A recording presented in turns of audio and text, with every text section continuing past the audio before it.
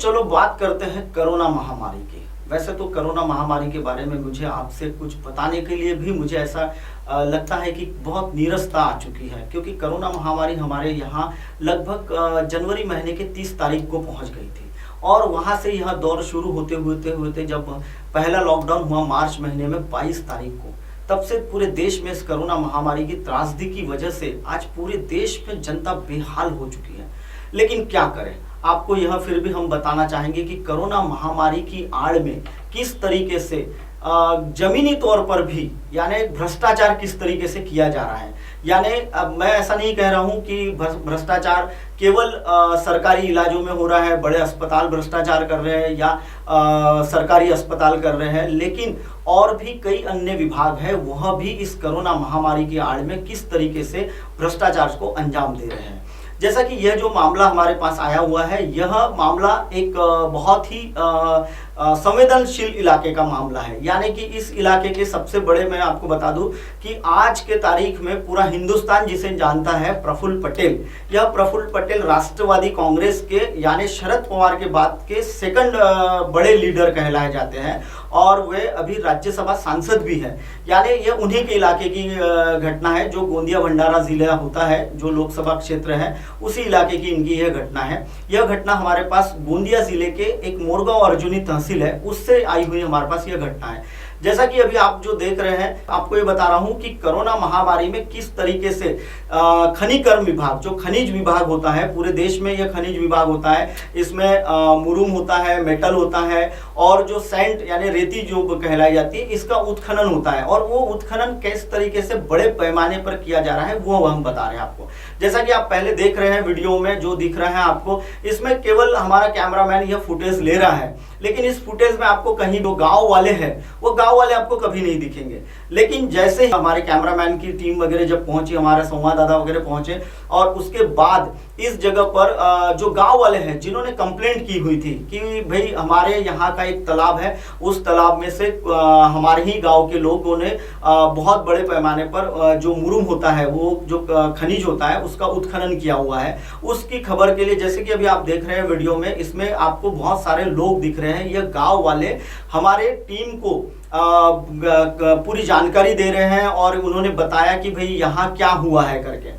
जैसा दर्शकों मैं आपको बता दूं कि यह एक मोरगांव अर्जुनी का यह इलाका है और यह इलाके का नाम है बाराभाटी करके, और इसे ब्राह्मण टोला कहते हैं। एक ग्राम पंचायत वाला छोटा सा एक कस्बा है और इस कस्बे में क्या हुआ है कि इस कस्बे से महज 200 मीटर दूरी पर एक हॉट मिक्सिंग यानी जो सड़क निर्माण करने के लिए जो कारपेट बिछाई जाती है, डामर बिछाई जाती है, उसका एक प्लांट लगाया जा रहा है। और वो प्लांट के लिए उस जो जमीन है, वो किसान की जमीन है, उसका एने वगैरह कराकर यह लोग उस पर अभी मुरुम डलवा रहे हैं। और यह मुरुम जो डलवाने वाले लोग हैं बाराभाटी के ही लोग हैं। इन लोगों ने बड़े पैमाने पर बिना किसी सरकारी अनुमति के वहां से बड़े पैमाने पर मुरुम लेके गए हैं। लगभग अभी आप जो स्क्रीन पर जो जहां खुदाई हुई है, यह खनिज की खुदाई हुई है, वो आप देख रहे हैं। और यह जो खुदाई अभी आपको दिखाई जा रही है, यह खुदाई में सरकार को लगभग 48 से 50 लाख रुपए के बीच में 48 से 50 लाख रुपए के बीच में सरकारी खजाने को सेंध लगाई गई है।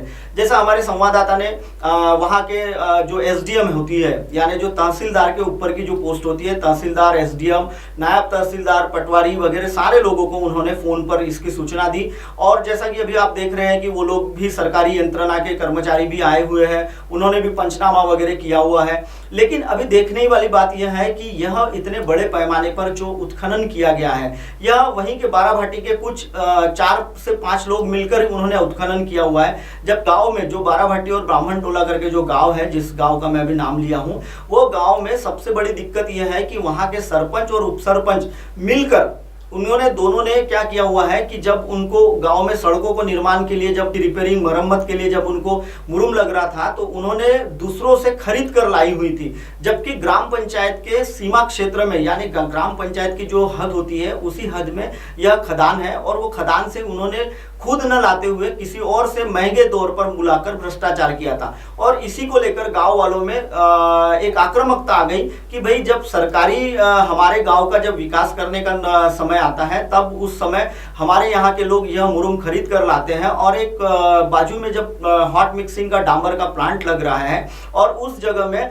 हमारे गांव के ही लोग बेरोक टोक तरीके से वहां मुरुम को सप्लाई कर रहे हैं। जैसा कि मैं आपको बता दूं कि यहाँ के जो तहसीलदार हैं उन्हें भी यह सारी बातें पता है, यहाँ की जो एसडीएम मैडम है उन्हें भी यह सारी चीजें पता है, यहाँ के जो पटवारी हैं जिनके क्षेत्र में यह गांव आता है उनको भी यह सारी चीजें पता है। लेकिन क्या करें, आखिर कोरोना महामारी की आड़ है, कोरोना महामारी को ही आड़ में रखकर यह सारा भ्रष्टाचार का खेल खेला जा रहा है। क्योंकि अगर कोई गांव वाला इस जगह अपने घर के लिए कोई मुरुम लेके, यानी ट्रैक्टर अगर उसके घर में है, किसान के घर में ट्रैक्टर है और उसे एक हाथ ट्रॉली की मुरुम की आवश्यकता है, तो ऐसे समय में अगर वो खदान वगैरह पर जाते हैं तो उनके तरफ तत्काल ट्रैक्टर तहसील विभाग में जमा कर दिए जाते हैं। लेकिन यह गांव के जो 4-5 लोग हैं, यह 4-5 लोग ही वहां के लोगों की कंप्लेंट करते हैं।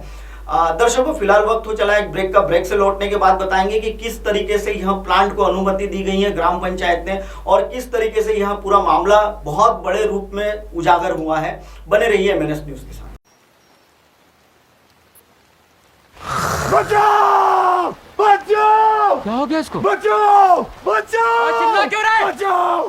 बचाओ! बेवकूफ। बचाओ! कोई जानता है इसको? है कौन? बचाओ!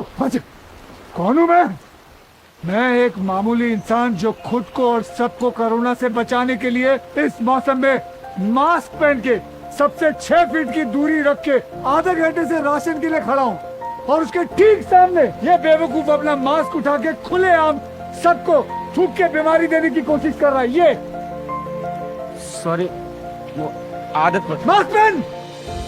कोरोना थूकने से फैलता है, थूकी चंद। अबे सही नाम है, सभी थूकने वालों को थूकी चंद कह के बुलाना चाहिए। ए थूकी चंद, थूकी चंद, ए थूकी चंद। थूकी चंद मत बनिए। अपनी बुरी आदतों को बदल के कोरोना की इस लड़ाई में देश की मदद कीजिए। जय हिंद।